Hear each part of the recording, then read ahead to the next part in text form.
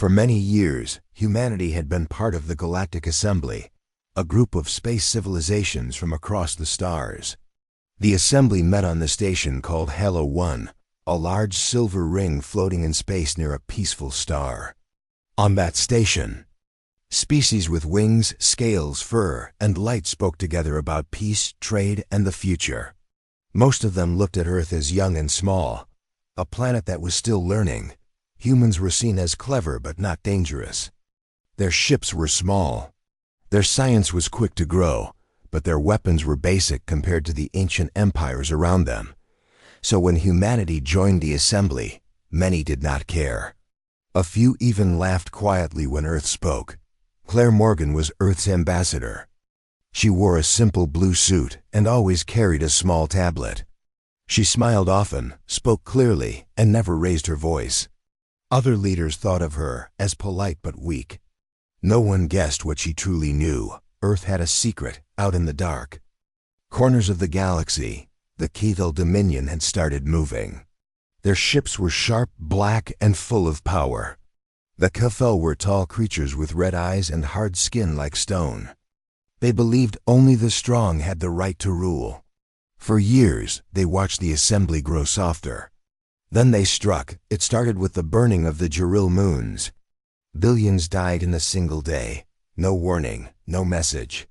Just fire next came. The Rissel colonies.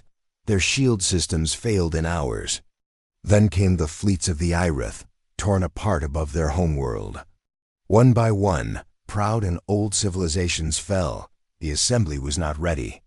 Their fleets were slow and spread thin across hundreds of systems. Their leaders argued about the right way to respond. Some called for peace talks, others begged for allies. None moved fast enough during this chaos. Earth stayed quiet. Their ships did not move. Their people did not shout. They only watched on. Halo 1. Claire Morgan gave one short speech. Earth will defend itself, she said, then left the chamber. Many laughed. Some frowned. A few asked each other, defend themselves with what? Earth had no mighty fleet. Earth had no known weapons that could match the Kethel. But Claire did not care what they said. Far away, on the icy moon called Europa, something deep beneath the ice began to change. There, under the frozen surface, lay a hidden base. It had no lights for hundreds of years. Now lights flickered on. Blue lines ran along metal floors. Machines woke from long sleep. Doors unlocked. Inside that base, Captain Riley Moore stood in a dark chamber. He was tall, with short brown hair and calm eyes. He wore a black jacket with silver trim, the sign of a ship commander from Earth's old days. He touched the panel. In front of him, begin ignition, he said. The chamber shook as power returned. In the center of the room sat a ship, long and black, with wings like folded blades. Its name was Obsidian Dream. It did not shine. It seemed to drink the light around it. No scanner could find it when it moved. No signal could follow it. It had not flown for 100 years, until now. Moore looked up as the engines began to hum. Other officers ran to their stations. They had trained in secret, far from the eyes of the galaxy. They had waited their whole lives for this moment, and not just on Europa. Across the solar system, in deep oceans, under deserts, inside mountains. More bases began to stir. Hidden hangars opened. Strange ships rose from the ground. Old computers connected. Pilots and crews, trained in secret, moved into action. The assembly did not know. The Kethel did not expect. But Earth had never been as weak as it seemed. Long ago, after a great war in deep space, Earth had made a choice. They had built ships, powerful ones, and hidden them. They had locked away their war tools and erased the records. They chose peace, silence, and waiting. Now, they would no longer wait. On Halo 1, a single report came through to Claire Morgan's tablet. She read it quietly. Her eyes moved fast. She did not smile. She simply stood up and walked away from the table. Outside, stars twinkled as always. Ships of other species moved slowly past the windows. Everyone believed Earth was just one more small world. They would soon learn the truth. In the black of space, something began to rise, something old, something human, and it had teeth. The first attack on the assembly came without warning. It was a quiet night in the central chamber of Halo 1. The council was in session, discussing food trade between two minor species. No one noticed the Cavell fleet entering real space just outside the system. Then the lights flickered. In the skies above the station, stars vanished. What replaced them were not clouds or dust, but the outlines of warships, tall, sharp, black like obsidian blades. They moved in perfect silence, not sending warnings or demands. Their engines did not roar. They whispered. The Cavell had arrived. Panic spread quickly. Screens across the chamber turned red. The emergency alarm sounded, a noise the council had never heard before. Delegates screamed in a dozen languages. Some tried to run. Others froze. Ambassador Claire Morgan stood still. Her hand moved to her ear. "Begin transmission to General Blake," she said quietly. "Far away on Earth, General Aaron." Blake received her call. He stood in a quiet room deep under Denver base. The room had no windows, only screens and cables. He listened carefully, then turned to his officers. "It begins now," he said, on the edge of the system. The Assembly's local defense fleet launched. They were proud ships, sleek, golden cruisers with crystal weapons and energy shields. They formed a wall between Halo 1 and the Cavell. The wall lasted 7 minutes. The Cavell ships did not use normal weapons. Their beams bent through shields. Their torpedoes exploded in waves that melted hulls. One by one, the Assembly cruisers vanished into flames. From the windows of the station, Claire watched the battle. Her eyes stayed calm. The other ambassadors cried for help. One demanded Earth launch its few known patrol ships. Another accused her of hiding something. She turned to them, voice low. "We will defend ourselves," she repeated. "Defend yourself?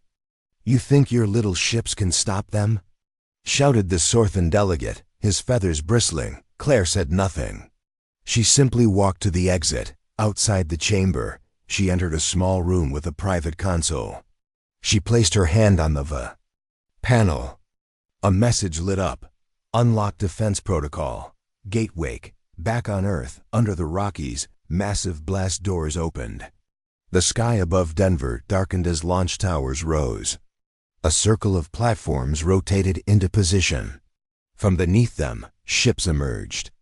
Silent, long, covered in strange black plating that shimmered in the light. They did not look like any ship known to the Assembly. The first ship launched without a sound. Its name was the Valiant Ember. It curved like a flame and moved like smoke. No light marked its trail. Behind it came the Shadow Gale, its hull shaped to confuse every sensor. Then the Pale Star, armed with a cannon that had never been fired. Outside simulations, from the Moon, from Mars, even from beneath Earth's oceans, more ships joined them. The skies of Earth grew quiet again as the fleet vanished into fold space. Within hours, the human fleet arrived at the edge of the Halo 1 system, on the bridge of the Obsidian Dream. Captain Riley Moore stood with his crew. His voice was calm. "Form the wedge. Target the Cavell flagship. Initiate blackout run." The Dream disappeared from sensors. Other human ships did the same. The Cavell didn't notice their approach. They were too focused on burning the last of the Assembly defenders. Then space tore open. The first strike hit the rear of the Cavell formation. 3 of their cruisers blinked out of existence. No one saw what hit them. The second strike came from above. The Pale Star fired once. A Cavell battleship spun and crumbled. Inside Halo 1, the station shook. The delegates looked at the screen. What they saw made no sense. Ships were moving faster than light should allow. They vanished and reappeared mid-maneuver. Their weapons were invisible until they struck. Their designs were strange. Some looked like spears, others like flying Wings or folded triangles, one delegate whispered. Those are not Earthships, but they were. The Obsidian Dream appeared just behind the Caval flagship. Moore spoke a single word. Fire. A pulse of violet light burst forward. It did not explode. It erased. The Cathal flagship simply vanished. Across the system, the rest of the Cathal fleet began to fall back. It was the first time in their long history that they ran. Back on the station, the delegates watched in silence. The sky, once full of fire and ruin, now held only the quiet forms of Earth's warships. No one cheered. No one clapped. They only watched. Claire returned to the chamber. She walked to her seat, sat down, and looked around. Earth has defended itself, she said. There was nothing more to add. Europa, Jupiter's frozen moon, spun slowly in the darkness of space. On its surface, nothing moved. Ice stretched in every direction, hiding what lay beneath. But deep under that ice, inside the crust, something old was waking up. The base had no name, no lights on the surface marked its presence. It was buried in silence and frozen time. For over 200 years, it had slept. Then a signal came.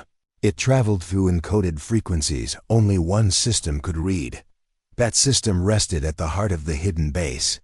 When it received the signal, lights began to flicker for the first time in generations inside. Heavy doors unlocked. Steam hissed from vents. Blue lights traced paths along the walls and floors. Generators growled awake. The air changed. A figure stepped into the main chamber. It was Captain Riley Moore. His boots echoed on the metal floor. Around him, crew members moved with purpose. They had lived underground their whole lives, trained for a moment that might never come. Now it had come. Open Bay 12, Moore said. The floor rumbled. A thick wall split open. Inside was a warship, tall and sleek, its surface made of black metal that shimmered with movement. The name along the side read Obsidian Dream. The ship looked like it belonged to another time, or perhaps another galaxy. It didn't reflect light. It swallowed it. Moore walked to the platform and placed his hand on the control plate. The plate scanned his palm and lit up. "Welcome, Captain," said a voice. "Ignition sequence 1. Full systems wake up. Weapons cold. Engines on standby," Moore ordered. The ship responded. Its engines began to hum. Power filled the bay. The ground shook slightly as the anti-gravity core activated. The ship floated half a meter above the platform, waiting. Other hangars across the base opened as well. Smaller ships, drones, and stealth shuttles were prepared. Engineers checked circuits and ran silent drills. Mechanics loaded ammo. Pilots checked helmets and strapped in. Everyone had a role. At the far end of the base, an old archive room unlocked. Files that had been sealed for generations began to display. Holograms flickered to life maps of enemy territory, old battles, notes from commanders long dead. Earth had not always been a planet of peace.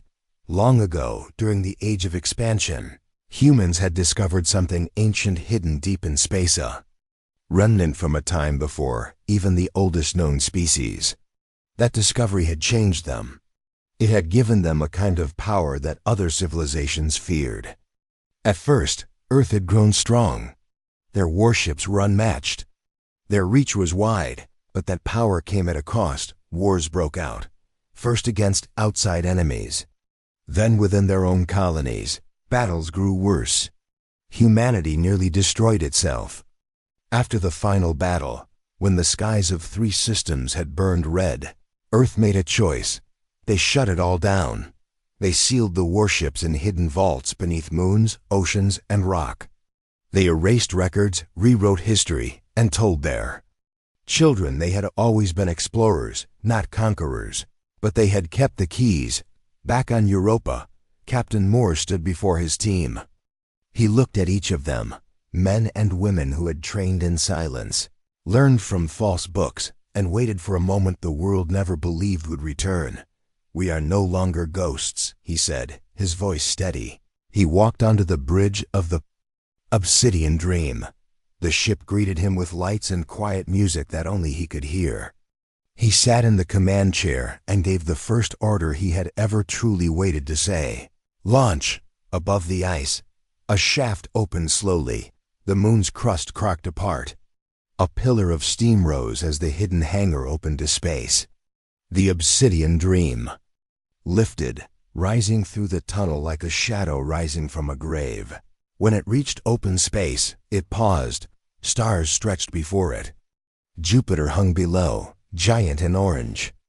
Other ships joined it from hidden places, sleek fighters from deep under Ganymede, long-range destroyers from Callisto, and sensor drones from Titan. The fleet turned toward the signal source. The Kontho were moving again, more open to channel. To command, Europa is online. Obsidian Dream is airborne. Fleet is ready to receive battle coordinates. Standing by for attack vector, on Earth. In the war room under Denver, General Aaron Blake stood with his officers. Screens showed the new fleet in formation. Send them to the front line, Blake said. The order was given. Moore and his fleet jumped to fold space, vanishing from Europa in a blur of light. The ice closed behind them, silent once more. But now something ancient had returned. And it was human in the dark belt of shattered rock between Mars and Jupiter. Pieces of forgotten metal began to shift. Beneath the surface of a large asteroid, once thought to be lifeless and hollow, a spark lit. Alarms whispered to life inside the asteroid. Machines older than any nation on Earth stirred. Thick dust floated in the air as robotic arms unfolded and lifted covers from hidden chambers. Lights flickered on across a tunnel carved into stone. The hull of a ship emerged from the darkness. It was massive. Its name etched across the side in faded paint. Hammerfall. Unlike sleek modern ships, the Hammerfall looked like a blunt weapon designed for one purpose. Its front end was reinforced like a ram, built to crack enemy formations. Beneath its thick plates were gravitational engines that bent space around it. The ship didn't fly through space. It bullied its way through on the bridge. Lieutenant Sam Carter wiped frost from a screen. He wore an old black uniform, its fabric tough and lined with a collar of gray. He looked around the bridge, dusty, silent, yet perfectly preserved. "System check," he called. The ship responded. Lights flashed. Power flowed into ancient cables. Across the asteroid, other ships began to wake. Smaller destroyers, stealth frigates, and drone carriers activated as part of the Hammerfall's support fleet.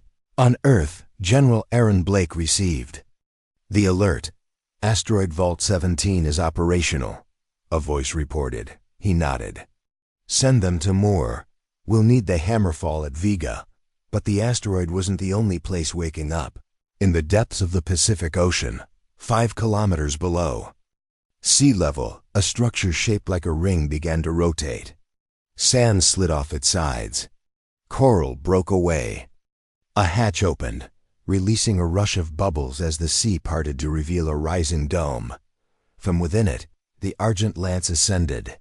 Unlike the heavy Hammerfall, the Argent Lance was a blade. Long, narrow, fast. It shimmered with light reactive armor. Almost invisible to the eye, its engines didn't roar. They purred. Piloted by Commander Elena Brooks, it was made for precision strikes, capable of entering a battlefield, crippling a key enemy, and leaving before anyone could react. Elena stood on the bridge, her hand on the edge of her command chair. "Coordinates to Vega. Confirmed stealth packages online. Let's make this clean." She and her crew had trained in the deep, learning silence, learning patience. Now they rose like knives from the dark. Meanwhile, on the far side of the moon, hidden in a crater so deep it had never seen sunlight, the midnight spear lifted for the first time in a century. Unlike the others, the spear had no engines that glowed. It made no sound. It did not appear on radar. It was designed to do one thing: vanish inside. Captain Julian Cross sat in silence. He didn't give orders. He only stared ahead, watching as space opened before them. The Spear had no crew besides him, and the AI known as Whisper. Destination? Whisper asked. Send us to the enemy's blind side, Cross said. The ship blinked. Out of space, back on Earth, the people of the assembly were beginning to notice. Reports spread of ships they didn't recognize, new shapes on their long-range scans, blurs on their sensors. Ships that didn't fit any known classification, rumors grew. Some said Earth had stolen tech from ancient empires. Others whispered of deals made with forgotten gods. But the truth was more human than they imagined. Earth had always known this day might come. They had hidden their strength, not out of fear, but out of choice. After their own near extinction, they had buried their weapons and focused on peace.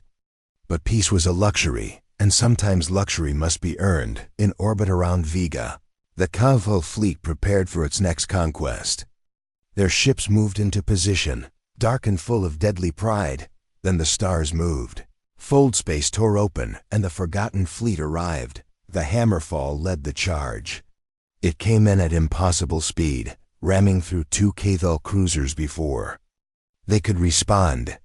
Behind it, drone carriers released swarms of AI fighters that flooded the sky like a storm. The Argent Lance appeared on the far side of the enemy line, unleashing pinpoint energy blasts that cut command bridges in half. The Caval tried to regroup, but every formation they made was shattered in seconds. Then the Spear arrived. They didn't see it. They only noticed when their shields died, when their support ships vanished, and when their communications went dark. Panic spread through the Caval. From above, the Obsidian Dream watched it all unfold.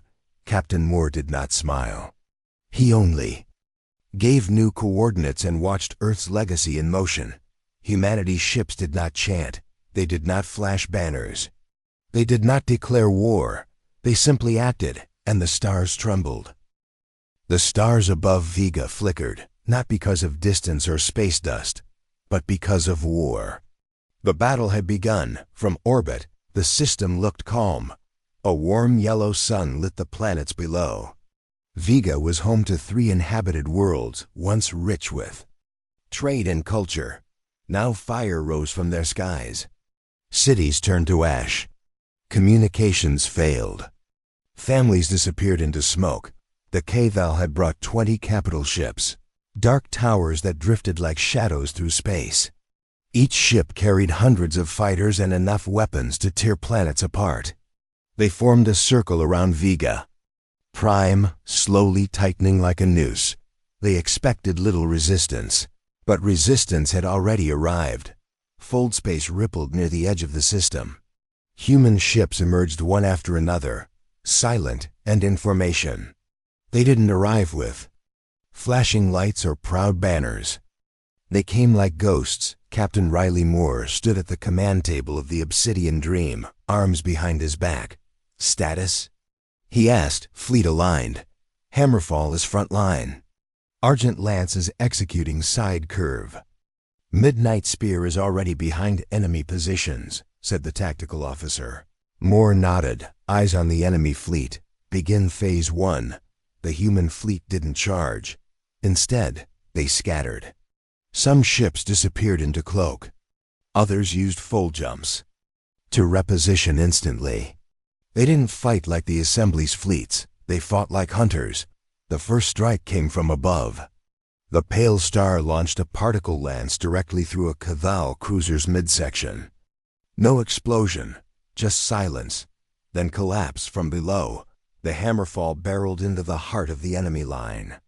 Shields failed, hulls broke. Debris scattered across the void. The Caval responded fast. Fighters poured from their bays, forming a swarm, but the II drones released from Earth's hidden vaults moved faster. They flew like insects, dodging beams, striking with plasma darts. Each drone had no pilot, no fear. On the surface of Vega Prime, civilians watched the sky crack open. Some believed they were witnessing the end. Then they saw something impossible. A human ship, sleek and dark, bearing no flag, broke through. The clouds and fired upon a Cathal siege walker moving through the capital. The walker fell, legs twisting, crashing into the mountains beyond. The people below didn't cheer. They didn't even breathe. They had not known what Earth was capable of above them. The battle intensified. The midnight spears silently disabled the Cathal flagship's targeting systems. Its commander screamed in rage, unable to see, unable to strike. His ship spun. Blind, Commander Elena Brooks aboard the Argent Lance moved like a whisper between enemy cruisers. Her ship danced, releasing sonic blades that shattered shields before disappearing into light. Back on the Obsidian Dream, Moore gave a new command. Send the Echo engines. From the hidden flanks of the fleet, a series of smaller vessels broke. Formation. They moved without engines, drifting like debris. But their hulls glowed with strange patterns. Tech stolen not from another empire, but from something older. These were the Echo engines. No one outside Earth knew what they did. They didn't fire weapons. They didn't release drones. Instead, they sang. A low sound moved through space, carried by wave and field. It wasn't heard so much as felt. The Cathal fleet began to slow, not from damage, but from confusion. Their computers failed. Their AI guidance lost direction. Entire squadrons turned the wrong way. One ship fired on its own support vessel. Inside their command chambers, Cathal officers roared in fury. Their battle logic had never failed. They didn't understand this kind of warfare, but Earth did, because Earth had made every mistake possible in its own violent past. It had learned war the hard way through loss, fire, and betrayal. The human fleet didn't fight with pride. They fought with memory. Moore watched the last Cathal dreadnought try to flee. It turned slowly, engines burning too hot. The Obsidian Dream folded behind it, reappearing with precision. Moore said one word, end. A violet beam left the Dream's core. The dreadnought fractured into pieces, drifting apart like feathers in the void. Silence followed. The Cathal fleet was gone. Vega Prime remained. On the surface, people emerged from shelters. They looked to the sky, expecting more fire, more shadows. Instead, they saw Earthships in formation, motionless, waiting, not to invade, not to rule, but to protect. Across the system, the message spread. Other species received fragments of the battle footage. They watched human ships behave like myths. They saw power that didn't boast, technology that didn't belong to the present. And they asked the same question: how long has Earth been hiding this? The stars, still trembling from war, held no answer. But Earth did, and it was not finished. After the battle at Vega, silence settled across the galaxy. Not peace, not yet, but the sharp silence of something broken. The Cathal had retreated. Their fleet was scattered. Systems they once claimed as trophies now stood undefended. And yet, the stars did not celebrate, because what remained behind wasn't just the wreckage of war. It was the question of Earth on Halo 1. The Great Assembly Station, leaders of over 50 civilizations met again. Their voices were quieter now. No shouting, no laughter. Just questions. Ambassador Claire Morgan sat alone at her table. She no longer wore the plain blue suit. Now she wore the uniform of Earth's Strategic Diplomatic Command. A dark gray coat with no medals, no rank shown, only the Earth insignia over her heart. When she stood to speak, no one interrupted. "You asked us why we didn't come sooner," she said, her voice steady. "Why Earth stayed quiet while you debated, while you lost colonies and cried out for help." The chamber said nothing. "We didn't forget you," she continued, "but you never truly saw us." Screens lit up behind her. Ancient footage played. Scenes from wars none in the assembly had ever heard of. Starships that burned across skies of red gas giants. Cities built in orbit around collapsed stars. Voices shouting in languages no longer spoken. Thousands of years ago, she said, Earth reached beyond its home and touched the stars. We built, we expanded, we fought. Our empire stretched far, Too far, images changed. Now the footage showed different things. Ships falling, planets breaking, civil wars. It ended in blood and silence. We nearly destroyed ourselves, some delegates whispered among themselves. One asked, "But why hide it? Why bury such strength?" Claire looked at him, not with anger, but something older, because power unchecked always invites collapse. She paused, then continued. After the fall, our ancestors made a decision. They sealed the weapons. They hid the fleets. They taught the next generations to seek peace, not dominance. They erased history so that even our children wouldn't crave what was buried.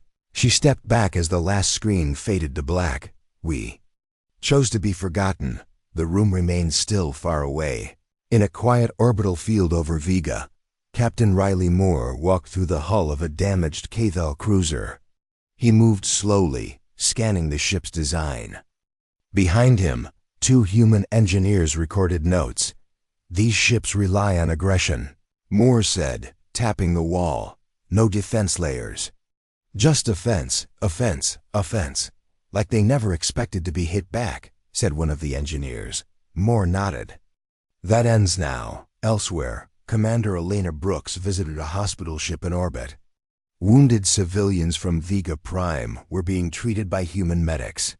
Children watched her walk past in silence. One of them pointed at her badge and asked, "Are you from Earth?"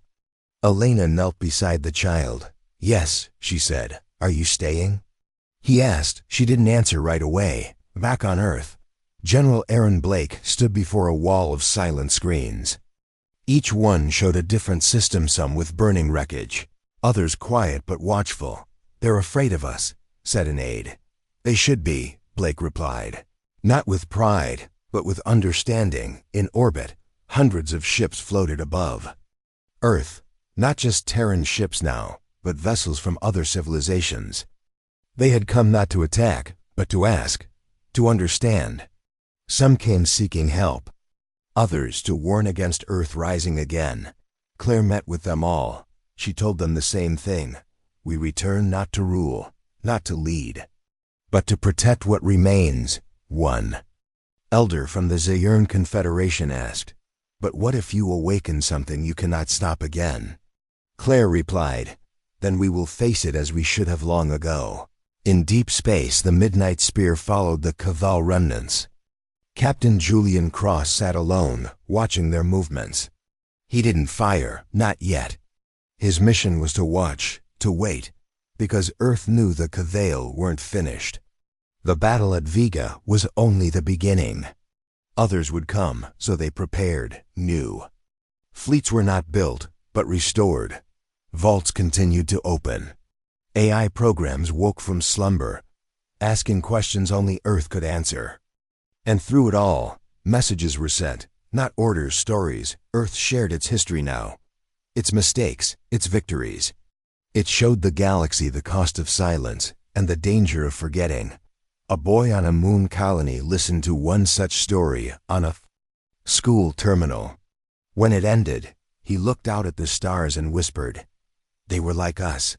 And that, more than any weapon, was what Earth wanted remembered. Not that they were powerful, but that they had learned and they had come back, not to conquer, but to stand watch together. The Cathal did not believe in retreat. Their culture was built on dominance. To retreat was shame. To surrender was death. For thousands of years they had only moved forward, consuming stars and silencing resistance, but now they ran in the outer reaches of the Vazari expanse. Cathal ships limped through dark space. Hulls scorched, systems blinking. Their proud banners torn from the winds of war. They had lost Vega. Worse than defeat, they had lost without understanding how. Inside the command vessel Cravton, High Lord Varjol growled as his war room flickered. Holograms spun out of focus. He slammed his clawed fist into the console. How did they return? He snarled. No one answered. His Warprius remained silent, heads bowed, not out of respect, out of fear. In a shadowed corner of the galaxy, near the ruins of an ancient mining colony, Captain Riley Moore led the pursuit.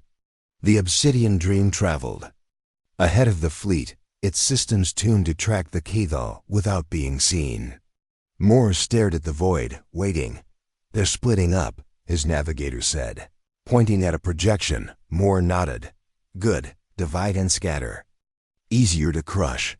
Across different corners of the galaxy, Earth's fleet moved without fanfare. No broadcasts, no threats. They simply arrived where the Cathal ran and erased what they found. The Hammerfall punched through a Cathal refueling platform, collapsing it into a gas giant. No survivors. The Argent Lance disabled a forward command ship, capturing it intact. Commander Brooks sent the crew back to the assembly.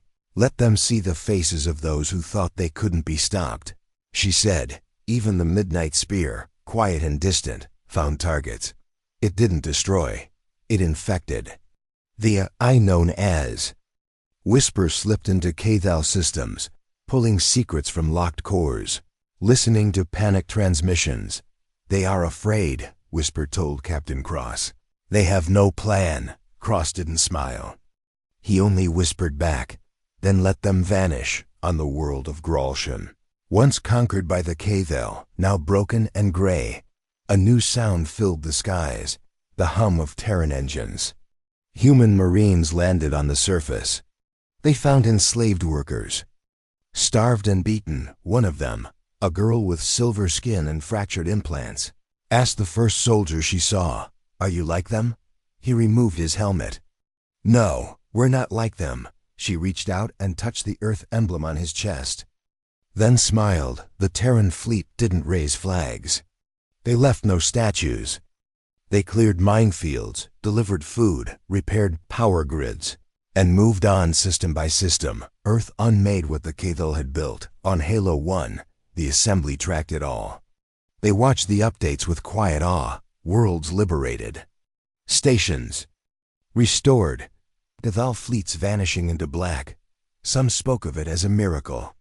Others feared the balance had shifted too far. Claire Morgan met with assembly leaders in private. She brought no guards, no demands. "We're not here to take your places," she told them. "We're here to make sure no one else does." A member of the Lithari Council said, "But your people fight like they remember every mistake they ever made." Claire answered softly, "We do." In deep space, the final Cathal stronghold lay in orbit around a dying sun.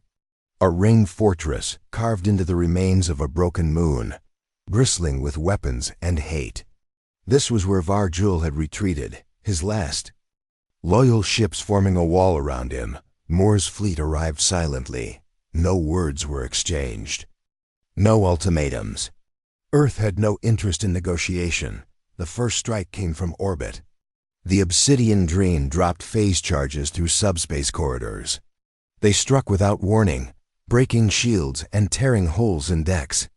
The Hammerfall emerged from fold space inside the defense perimeter, ramming through the outer ring. Explosions lit the sky. Then came the final blow. Captain Moore, standing on the bridge, gave one last order: "Disable their throne." The Argent Lance fired a precision beam, slicing through the fortress's core. The structure cracked and bent toward the sun.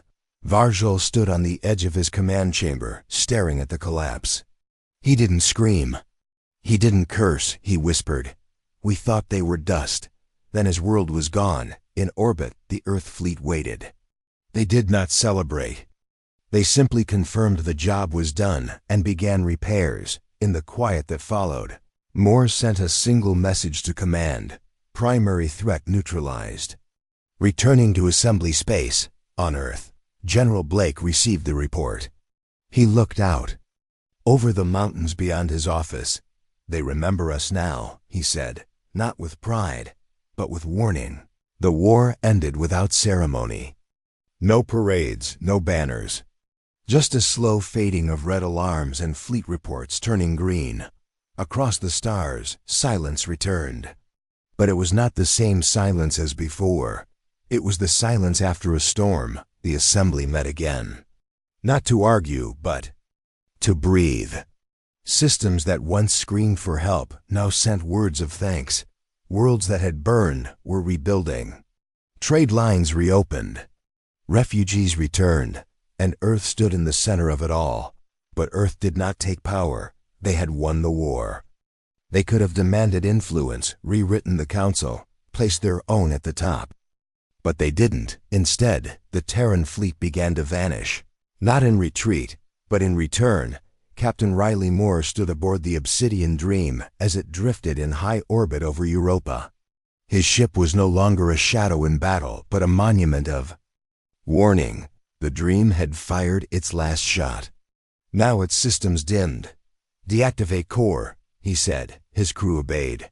Lights faded. Engines went cold. Docking arms extended from beneath the ice, pulling the ship back into the vault from where it came. Not destroyed, not forgotten, but waiting. Across Earth, the same was happening. Ships returned to hidden bases. Engineers disassembled weapons. Pilots stepped out of their armor and back into civilian clothes. The war was over. Commander Alina Brooks watched the Argent Lance sink into the Pacific depths. The sea swallowed it gently, like it had always belonged there.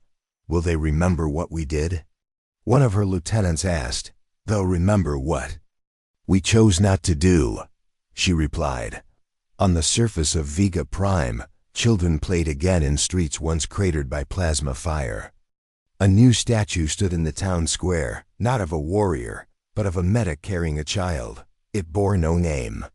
Just the Earth symbol on the base. In orbit, humanitarian vessels continued their work. Earth had redirected its war logistics into recovery. Drone swarms repaired satellites. Food processors were dropped from orbit. Terran medics, teachers, and builders stepped where Marines had once marched. And everywhere they went, they left the same message. "We came back because we had to, not because we wanted to." Back on Halo 1, Claire Morgan gave her final address. Before returning to Earth, this time every delegate listened. Humanity's power was never in our weapons. It was in our restraint, she said. We buried our history because we feared becoming the enemy. We hoped the galaxy would never need what we hid. But it did. She paused, scanning the chamber. So now we place that strength back in the ground. Not because we are weak, but because we choose to be. Applause did not follow. Only silence. Not out of disrespect, but reverence. Afterward, a young ambassador from a minor system approached her. "You could lead us all," he said. Claire shook her head. "That path always leads back to fire, on Earth." General Aaron Blake walked the corridors of Denver Base. The lights were dimmed. Doors sealed. One by one, the underground levels were being locked again. He passed a wall where hundreds of names were etched, not of heroes, but of people who kept the secret alive through the centuries. He stopped at a terminal and entered his code. Shut down Omega Grid. Authorize final memory vault compression. "Are you certain?" the system asked. "Yes," he said, then walked away. Above, the sky was clear. Stars blinked like tiny promises. In a classroom on Luna, a teacher told her students about Earth's history. Not the censored one, the full one. A boy raised his hand. "Why didn't they use the ship sooner?" he asked. The teacher smiled. "Because knowing how to fight doesn't mean you always should." In the deepest parts of space, some of Earth's ships remained active, quiet, watching, not to interfere, but to see what would come next, because the galaxy had changed, not just from war, but from what it had seen. It had seen a world that once ruled. Fall, it had seen a world that could rise again. Choose not to. It had seen humanity, and humanity had shown teeth, but also wisdom, and above all, patience. That was the legacy now, not war, but watchfulness, not conquest, but quiet courage. And in the silence between stars, that legacy endured.